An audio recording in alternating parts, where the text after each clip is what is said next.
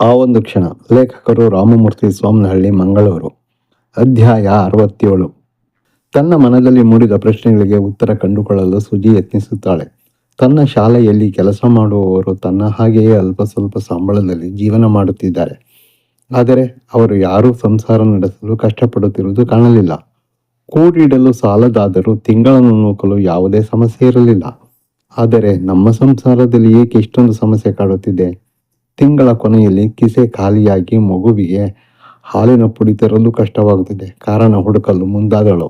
ಸುಜಿಯ ಮನಸ್ಸಿನಲ್ಲಿ ಪದೇ ಪದೇ ಇದೇ ಪ್ರಶ್ನೆ ಮೂಡಿ ದೊಡ್ಡ ಪ್ರಶ್ನೆಯಾಗಿ ಕಾಡುತ್ತಿತ್ತು. ಸತೀಶನ ಜೊತೆ ಚರ್ಚಿಸಲು ನಿರ್ಧರಿಸಿದಳು. ರಾತ್ರಿ ಮಲಗಿದ್ದಾಗ ಸತೀಶನ ನೇರವಾಗಿ ಕೇಳಿದಳು, ನಿನಗೆ ಸಂಬಳ ಎಷ್ಟು ಬರುತ್ತೆ? ಸುಜಿ ಇದ್ದಕ್ಕಿದ್ದಂತೆ ಸಂಬಳದ ವಿಷಯ ಕೇಳಿದ್ದರಿಂದ ಸತೀಶನಿಗೆ ಆಶ್ಚರ್ಯವಾಯಿತು. ಯಾಕೆ?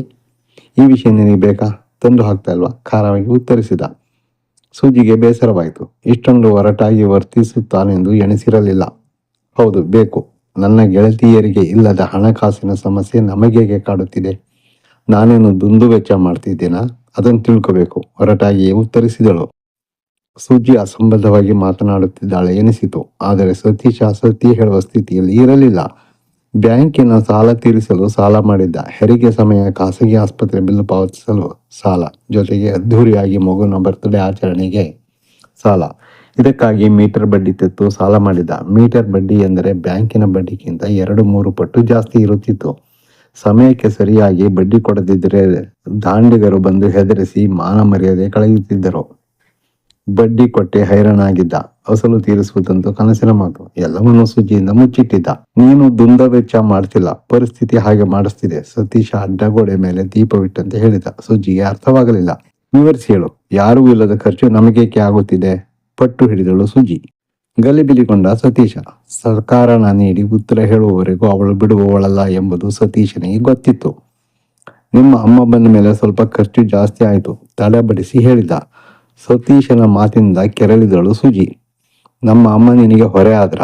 ಅವರಿಗೆ ಒಂದು ತುತ್ತು ಅನ್ನ ಹಾಕೋದು ನಿನಗೆ ಇನ್ನಿಲ್ಲದ ಖರ್ಚಿಗೆ ಕಾರಣವಾಯ್ತಾ? ಅವರಿಗೇನು ಹೊರಿಸಿದ್ಯಾ? ಉದ್ವೇಗದಿಂದ ಕಿರುಚಾಡಿದಳು. ಸತೀಶ ಭಯಭೀತನಾದ. ನಾನು ಹೇಳೋದನ್ನ ಸರಿಯಾಗಿ ಸಮಾಧಾನದಿಂದ ಕೇಳಿ ಅರ್ಥ ಮಾಡಿಕೊಂಡು ಮಾತಾಡು. ನಿಮ್ಮ ಅಮ್ಮ ಯಾವಾಗಲೂ ಸುಮ್ಮಿ ಮತ್ತು ಕೇಶವನ್ನ ಹೋಲಿಕೆ ಮಾಡಿಕೊಂಡು ಮಾತಾಡ್ತಾರೆ. 1000 ಸಲ ಬಡ್ಕೊಂಡೆ, ಖಾಸಗಿ ಆಸ್ಪತ್ರೆ ಬೇಡ, ಅದ್ದೂರಿ ಬರ್ತಡೇ ಬೇಡ ಅಂತ. ಅವರು ಕೇಳಲಿಲ್ಲ. ಜೊತೆಗೆ ನೀನು ರೇಷ್ಮೆ ಸೀರೆನೇ ಕೊಡಬೇಕು ಅಂತ ಹಠ ಮಾಡಿ ದುಬಾರಿ ಬೆಲೆ ಸೀರೆ ತಂದೆ. ಹಣ ಏನು ಆಕಾಶದಿಂದ ಉದುರುತ್ತಾ? ಮೀಟರ್ ಬಡ್ಡಿ ಕೊಟ್ಟು ಸಾಲ ಮಾಡಿದ್ದೀನಿ. ನನಗೆ ಬಡ್ಡಿ ಕಟ್ಟಿ ಕಟ್ಟಿ ಸಾಕಾಗಿ ಹೋಗಿದೆ. ಸತೀಶ ತನ್ನಲ್ಲೇ ಬಚ್ಚಿಟ್ಟಿದ್ದ ಸತ್ಯವನ್ನು ಹೊರಹಾಕಿದ. ಸತೀಶನ ಹತಾಶೆ, ಅಸಹಾಯಕತೆ, ಕೂಗಾಟ, ಚೀರಾಟ ನೋಡಿ ಸುಜಿ ಗರಬಡಿದವಳಂತೆ ಕುಳಿತಳು. ಸುಜಿ ಆತ್ಮಾವಲೋಕನ ಮಾಡಿಕೊಳ್ಳಲು ಪ್ರಯತ್ನಿಸಿದಳು. ಹಾಗೆಂದು ಅಮ್ಮನ ಆಸೆಗಳು ತಪ್ಪು ಎಂದು ಅವಳಿಗೆ ಅನಿಸಲಿಲ್ಲ. ಕಿರಿ ಅಳಿಯನ ಮುಂದೆ ಹಿರಿಯ ಅಳಿಯ ಸಣ್ಣವನಾಗಬಾರದೆಂದು ಬಯಸುವುದು ತಪ್ಪ, ಅಮ್ಮನನ್ನು ನಿಂದಿಸುವುದು ಸರಿಯಲ್ಲ ಎಂದೆನಿಸಿತು. ಅಮ್ಮನ ಭಾವನೆಯನ್ನ ಸ್ವಲ್ಪ ಅರ್ಥ ಮಾಡಿಕೊಂಡು ಅರ್ಚಾಡು. ಅಮ್ಮನ ಪರ ಮಾತಾಡಿದಳು. ಸಿಟ್ಟಿನಿಂದ ಬಸುಗುಡುತ್ತಾ ಕೈಗೆ ಸಿಕ್ಕಿದ ಪಾತ್ರೆಗಳನ್ನು ಎಸೆದು ರಂಪಾಟ ಮಾಡಿದಳು. ಅವಳ ಹುಚ್ಚಾಟ ನೋಡಿ ಅವರ ಅಮ್ಮನ ಬಗ್ಗೆ ಮಾತಾಡಿದ್ದು ತಪ್ಪು ಎನಿಸಿ ಸಾರಿ ಎಂದ. ಗಂಡ ಹೆಂಡತಿ ನಡುವೆ ಜಗಳ ನಡೆದೇ ಇತ್ತು. ಈ ಜಗಳ ನಿತ್ಯದ ಜಗಳವಾಗಿತ್ತು. ಮನೆಯಲ್ಲಿ ನಗುವಿನ ವಾತಾವರಣ ಮಾಯವಾಗಿತ್ತು. ಶಾಂತಿ ನೆಮ್ಮದಿ ಕಳೆದು ಹೋಗಿತ್ತು. ಶ್ಯಾಮ್ 2 ವರ್ಷ ಪೂರೈಸಿದ್ದ. ಮಹಾಲಕ್ಷ್ಮಿ 2 ಕಡೆ 3 ತಿಂಗಳು ಇದ್ದು ಹೋಗುತ್ತಿದ್ದರು. ಸತೀಶನ ಕಷ್ಟಗಳು ದಿನೇ ದಿನೇ ಹೆಚ್ಚುತ್ತಲೇ ಇತ್ತು. ಆಪ್ತ ಸ್ನೇಹಿತ ರಮೇಶನ ನೆನಪು ಕಾಡುತ್ತಿತ್ತು. ಅವನು ಎಲ್ಲಿದ್ದಾನೆಂದು ಹುಡುಕಲು ಮುಂದಾದ. ಅವನ ಮೂಲಕ ಎಲ್ಲ ಸಮಸ್ಯೆಗಳನ್ನು ನಿವಾರಿಸಿಕೊಳ್ಳಲು ಬಯಸಿದ್ದ. ಆದರೆ ಅವನೆಲ್ಲಿದ್ದಾನೆ ಎಂಬ ಸುಳಿವು ಸಹ ಸಿಗಲಿಲ್ಲ. ಅವನು ಮಂಗಳೂರು ಬಿಟ್ಟು ಮದ್ರಾಸಿಗೆ ಹೋಗಿದ್ದಾನೆ. ಆದರೆ ವಿವರ ಸರಿಯಾಗಿ ಗೊತ್ತಿಲ್ಲ ಎಂದು ಕಾಲೇಜಿನಲ್ಲಿ ಜೊತೆಯಲ್ಲಿ ಓದುತ್ತಿದ್ದ ಸ್ನೇಹಿತ ವಿಜಯ್ ತಿಳಿಸಿದ್ದ. ಒಬ್ಬೊಬ್ಬರು ಒಂದೊಂದು ರೀತಿ ಹೇಳುತ್ತಿದ್ದರು. ಸತೀಶನ ಹತಾಶೆ ಹೆಚ್ಚುತ್ತಲೇ ಇತ್ತು. ಕೆಲಸದಲ್ಲಿ ಆಸಕ್ತಿ ಇರಲಿಲ್ಲ. ಅಕೌಂಟ್ಸ್ ವಿಭಾಗದಲ್ಲಿ ಕೆಲಸ ಮಾಡುತ್ತಿದ್ದ ಕಾರಣ ಜವಾಬ್ದಾರಿ ಮತ್ತು ಒತ್ತಡ ಹೆಚ್ಚಾಗಿತ್ತು. ಮನಸ್ಸಿಟ್ಟು ಕೆಲಸ ಮಾಡದೇ ಇದ್ದುದರಿಂದ ತಪ್ಪುಗಳು ಆಗುತ್ತಿದ್ದವು. ಮ್ಯಾನೇಜರ್ ಜೊತೆಗೆ ಮಾಲೀಕರು ಸಹ ಬಾಯಿಗೆ ಬಂದ ಹಾಗೆ ಬೈದು ಕೆಲಸದಿಂದ ತೆಗೆದುಹಾಕುವ ಎಚ್ಚರಿಕೆ ನೀಡಿದರು. ಪ್ರತಿ ಬಾರಿಯೂ ಒಂದೇ ಉತ್ತರ ನೀಡುತ್ತಿದ್ದ ಸತೀಶ, ಕ್ಷಮಿಸಿ ಸರ್, ಇನ್ನು ಮುಂದೆ ತಪ್ಪುಗಳು ಆಗದ ಹಾಗೆ ಕೆಲಸ ಮಾಡ್ತೀನಿ. ಅದೇ ಹಾಡು, ಅದೇ ರಾಗ ಎಂಬಂತೆ ಆಗಿತ್ತು. ಮ್ಯಾನೇಜರ್ಗೆ ಸತೀಶನ ಕೆಲಸದ ಮೇಲೆ ನಂಬಿಕೆ ಕಡಿಮೆಯಾಗುತ್ತಿತ್ತು. ಪ್ರತಿ ತಿಂಗಳು ಸಂಬಳದಲ್ಲಿ ಮುಂಗಡ ಪಡೆಯುತ್ತಿದ್ದ. ಜೊತೆಗೆ ಬಡ್ಡಿ ರಹಿತ ಸಾಲ ಪಡೆಯುವ ಸೌಲಭ್ಯ ಇದ್ದ ಕಾರಣ ಅದನ್ನು ಉಪಯೋಗಿಸಿಕೊಂಡಿದ್ದ. ಮೀಟರ್ ಬಡ್ಡಿ ಸಾಲದ ಸುಳಿಗೆ ಸತೀಶ ಸಿಕ್ಕಿ ಹಾಕಿಕೊಂಡಿದ್ದಾನೆಂಬ ವಿಷಯ ಎಲ್ಲರಿಗೂ ತಿಳಿದಿತ್ತು. ಅವರಿವರ ಮೂಲಕ ಮ್ಯಾನೇಜರ್ ಕಿವಿಗೂ ಬಿತ್ತು. ಕೆಲವರು ಮುರುಗಿದರೆ ಮತ್ತೆ ಕೆಲವರು ಗೇಲಿ ಮಾಡಿ ನಗುತ್ತಿದ್ದರು. ಯಾವುದಾದರೂ ಹೊಸ ಫೈನಾನ್ಸ್ ಓಪನ್ ಆದರೆ ಸಾಕು, ಸಾಲ ಕೊಡ್ತಾರಂತ ಸತೀಶ, ಟ್ರೈ ಮಾಡು ಎಂದು ತಮಾಷೆ ಮಾಡಿ ನಗುತ್ತಿದ್ರು. ಎಲ್ಲರೂ ಅಪಹಾಸ್ಯ ಮಾಡಿ ಮಾಡುತ್ತಿದ್ದೇನು ಅಪಮಾನದಲ್ಲಿ ಬೆಂದು ಹೋಗಿಲ್ಲ. ಕೆಲಸಕ್ಕೆ ಹೋಗುವುದೇ ಹಿಂಸೆ ಆಗುತ್ತಿತ್ತು. ಕೆಲಸ ಬಿಟ್ಟರೆ ಬೇರೆ ಕಡೆ ಸಿಗುವ ಭರವಸೆಯೂ ಇರಲಿಲ್ಲ. ಅವಮಾನ ಸಹಿಸಿಕೊಂಡು ಮೌನ ವಹಿಸಿಕೊಂಡಿದ್ದ. ಸತೀಶ ಎಂದಿನಂತೆ ಕೆಲಸಕ್ಕೆ ಹೋದಾಗ ಆಘಾತ ಕಾದಿತ್ತು. ಹಿರಿಯ ಲೆಕ್ಕಾಧಿಕಾರಿಯ ಪ್ರಕಾರ ಸುಮಾರು 10,000 ವಹಿವಾಟಿನ ಹಣ ಸಂಸ್ಥೆಯ ಬ್ಯಾಂಕ್ ಖಾತೆಗೆ ಜಮಾ ಆಗಿರಲಿಲ್ಲ. ಅಕೌಂಟ್ಸ್ ವಿಭಾಗದಲ್ಲಿ ಸತೀಶನ ಕೆಲಸ ಮಾಡುತ್ತಿದ್ದ ಕಾರಣ ವಹಿವಾಟಿನ ಹಣವನ್ನು ಸತೀಶನೇ ಬ್ಯಾಂಕಿಗೆ ಪಾವತಿಸಿ ಜಮಾ ಖರ್ಚಿನ ಲೆಕ್ಕ ಬಿಡುತ್ತಿದ್ದ. ಆದರೆ ಲೆಕ್ಕ ಪರಿಶೋಧಿಸಿದಾಗ ಸುಮಾರು 10,000 ಕಡಿಮೆ ಪಾವತಿಸಿರುವುದು ಕಂಡುಬಂತು. ಈ ಸುದ್ದಿ ಕೇಳಿ ಸತೀಶ ಕಂಗಾಲಾದ. ಈ ಸುದ್ದಿ ಮ್ಯಾನೇಜರಿಂದ ಹಿಡಿದು ಬಾಸ್ವರೆಗೂ ಹೋಯಿತು. ತನಿಖೆ ಶುರುವಾಯಿತು. ಎಲ್ಲ ಸಾಕ್ಷಿ ಸಂದರ್ಭಗಳು ಸತೀಶನ ವಿರುದ್ಧವೇ ಇದ್ದವು.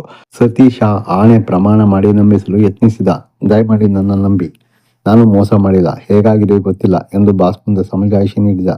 ಸರ್, ಇದು ಆಣೆ ಪ್ರಮಾಣದಿಂದ ನಿವಾರಣೆ ಆಗೋದಿಲ್ಲ. ಹಾಗೆ ನಂಬಿ ಕುಳಿತರೆ ವ್ಯವಹಾರ ಮಾಡಲು ಕಷ್ಟವಾಗುತ್ತದೆ. ನೋಟಿಸ್ ಕೊಟ್ಟು ವಿಚಾರಣೆ ನಡೆಸೋಣ. ಸತೀಶನ ತಪ್ಪಿತಸ್ಥ ಅಂತ ಗೊತ್ತಾದರೆ ಪೊಲೀಸ್ಗೆ ಒಪ್ಪಿಸೋಣ ಎಂದರು ಮ್ಯಾನೇಜರ್. ಸರಿ, ನೋಟಿಸ್ ಕೊಟ್ಟು ವಿಚಾರಣೆ ನಡೆಸಿ ಎಂದರು ಬಾಸ್. ಸತೀಶ ಕೈ ಮುಗಿದು ಕಾಲು ಹಿಡಿದು ಬೇಡಿಕೊಂಡ. ಸರ್, ನೋಟಿಸ್ ಕೊಡಬೇಡಿ, ನಾನು ತಪ್ಪು ಮಾಡಿಲ್ಲ, ನಿಮಗೆ ಮೋಸ ಮಾಡಿಲ್ಲ ಎಂದು ಅಂಗಲಾಚಿದ.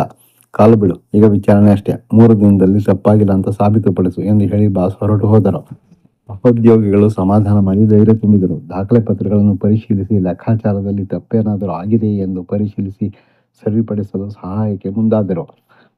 ಸತೀಶ ಎಷ್ಟೇ ನೆನಪು ಮಾಡಿಕೊಂಡರೂ ಜ್ಞಾಪಕಕ್ಕೆ ಬರುತ್ತಿಲ್ಲ. 10,000 ರೂಪಾಯಿ ಎಲ್ಲಿ ಹೋಯಿತು? ಯೋಚಿಸುತ್ತಿದ್ದಂತೆ ಜವಾನ ರಂಗಯ್ಯನ ಮೇಲೆ ಸಂಶಯ ಮೂಡಿತು. ಆತನಿಗೆ ಕುಡಿತದ ಹುಚ್ಚು. ಸಾಲ ಮಾಡಿಯಾದರೂ ಸರಿ ಕುಡಿಯುತ್ತಿದ್ದ. ಇನ್ನೊಮ್ಮೆ ಬ್ಯಾಂಕಿಗೆ ಪಾವತಿಸಲು ಇಟ್ಟಿದ್ದ ಹಣದಿಂದ 1,000 ಕದ್ದು ಕುಡಿದಿದ್ದ. ಸತೀಶ ಇದನ್ನು ಪತ್ತೆ ಮಾಡಿ ವಿಚಾರಿಸಿದಾಗ ತಪ್ಪೊಪ್ಪಿಕೊಂಡು ಕಾಲು ಹಿಡಿದು ಕ್ಷಮೆಯಾಚಿಸಿ ಕಂತುಗಳ ಮೂಲಕ ತೀರಿಸಿಲ್ಲ. ರಂಗಯ್ಯನ ಬಳಿ ಸತೀಶ ಹೋಗಿ ವಿಚಾರಿಸಿ ಸತ್ಯ ಹೇಳುವಂತೆ ಬೇಡಿಕೊಂಡ. ನಾನು ಕದ್ದಿಲ್ಲ, ನನಗೂ ಇದಕ್ಕೂ ಸಂಬಂಧ ಇಲ್ಲ ಎಂದು ವಾದಿಸಿದ ರಂಗಯ್ಯ. ಆಣೆ ಪ್ರಮಾಣ ಮಾಡಿದ. ಹಣವನ್ನು ಬ್ಯಾಂಕಿಗೆ ಪಾವತಿಸಲು ಒಮ್ಮೊಮ್ಮೆ ಆಟೋದಲ್ಲಿ ಒಮ್ಮೊಮ್ಮೆ ಬಸ್ಸಿನಲ್ಲಿ ಹೋಗುತ್ತಿದ್ದ ಸತೀಶ. ಬಸ್ಸಿನಲ್ಲಿ ಹೋದರೆ ಸತೀಶನಿಗೆ ಲಾಭವಾಗುತ್ತಿತ್ತು. ಬಸ್ಸಿನಲ್ಲಿ ಹೋಗಿ ಬಂದರೂ ಆಟೋ ದರವನ್ನು ಮಾಲೀಕರಿಂದ ವಸೂಲು ಮಾಡುತ್ತಿದ್ದ. ಒಂದು ವೇಳೆ ಆಟೋ ಅಥವಾ ಬಸ್ಸಿನಲ್ಲಿ ಹಣ ಕಳೆದುಕೊಂಡಿರಬಹುದೆಂಬ ಅನುಮಾನ ಸತೀಶನಿಗೆ ಬಂತು. ಬಸ್ ಟಿಕೆಟ್ಗೆ ಹಣ ನೀಡುವಾಗ ಕೆಳಗೆ ಬಿದ್ದಿರಬಹುದು ಎಂಬ ಸಂಶಯ ಮೂಡಿತು. ಸಾಮಾನ್ಯವಾಗಿ ಹೋಗುತ್ತಿದ್ದ ಬಸ್ಸಿನ ನಿರ್ವಾಹಕರನ್ನು ವಿಚಾರಿಸಿದ. 100 ಜನ ಪ್ರಯಾಣಿಸುತ್ತಾರೆ, ಅದೆಲ್ಲ ನೋಡೋದಕ್ಕಾಗುತ್ತಾ? ಅದು ಅಲ್ಲದೆ ಪಿಕ್ ಪಾಕೆಟ್ ಮಾಡುವ ಕಳ್ಳರ ಹಾವಳಿ ಇತ್ತೀಚೆಗೆ ಜಾಸ್ತಿ ಆಗಿದೆ. ಬೋರ್ಡ್ ಸಹ ಹಾಕಿದ್ದೇವೆ, ಆದರೂ ಬೇಜವಾಬ್ದಾರಿಯಿಂದ ವರ್ತಿಸ್ತೀರಿ ಎಂದು ನಿರ್ವಾಹಕರು ತರಾಟೆಗೆ ತೆಗೆದುಕೊಂಡರು. ಸಾಮಾನ್ಯವಾಗಿ ಪರಿಚಯವಾಗಿದ್ದ ಆಟೋದಲ್ಲಿಯೇ ಬ್ಯಾಂಕಿಗೆ ಹೋಗುತ್ತಿದ್ದ ಕಾರಣ ಆಟೋ ಚಾಲಕರನ್ನು ವಿಚಾರಿಸಿದ. ಅವರಿಂದಲೂ ಗೊತ್ತಿಲ್ಲ, ನಮ್ಮ ಆಟೋದಲ್ಲಿ ಹಣ ಬಿಟ್ಟಿಲ್ಲ ಎಂಬ ಉತ್ತರ ಬಂತು. ಹಣ ಎಲ್ಲಿ ಹೋಯಿತು, ಏನಾಗಿದೆ ಎಂಬ ಚಿಂತೆಯಲ್ಲೇ ಮುಳುಗಿದ. ಎಷ್ಟೇ ಯೋಚಿಸಿ ಹುಡುಕಿದರೂ ಹಣ ಪತ್ತೆ ಆಗಲಿಲ್ಲ. 2 ದಿನ ಕಳೆದಿತ್ತು. ಲೆಕ್ಕಾಚಾರ ಸರಿಪಡಿಸಲು ಸಾಧ್ಯವಾಗಲಿಲ್ಲ. ಹಣ ಹೇಗೆ ನಾಪತ್ತೆಯಾಗಿದೆ ಎಂಬ ಸುಳಿವು ಸಿಗಲಿಲ್ಲ. ಸಹೋದ್ಯೋಗಿಗಳಲ್ಲಿ ಗುಸುಗುಸು ಆರಂಭವಾಯಿತು. ಸತೀಶ ಮೋಸ ಮಾಡಿದ್ದಾನೆ, ಅವನೊಬ್ಬ ಫ್ರಾಡ್ ಎಂದು ಆಡಿಕೊಳ್ಳಲು ಆರಂಭಿಸಿದರು. ಈ ವಿಷಯ ಸತೀಶನ ಕಿವಿಗೂ ಬಿತ್ತು. ಮುಂದುವರಿಯುವುದು. ಆಡಿಯೋ ಕೇಳಿ ಅಭಿಪ್ರಾಯ ತಿಳಿಸಿ, ಶೇರ್ ಮಾಡಿ ಮತ್ತು ಈ ಚಾನಲನ್ನು ಸಬ್ಸ್ಕ್ರೈಬ್ ಮಾಡಿಕೊಳ್ಳದಿದ್ದಲ್ಲಿ ದಯವಿಟ್ಟು ಸಬ್ಸ್ಕ್ರೈಬ್ ಮಾಡಿಕೊಳ್ಳಿ. ಕಾದಂಬರಿಯನ್ನು ಓದಲು ಪುಸ್ತಕ ಬೇಕಾಗಿದ್ದಲ್ಲಿ Saraswati paradise Mysuru, mobile number 944480377762 ಇವರನ್ನು ಸಂಪರ್ಕಿಸಿ. ಧನ್ಯವಾದಗಳು.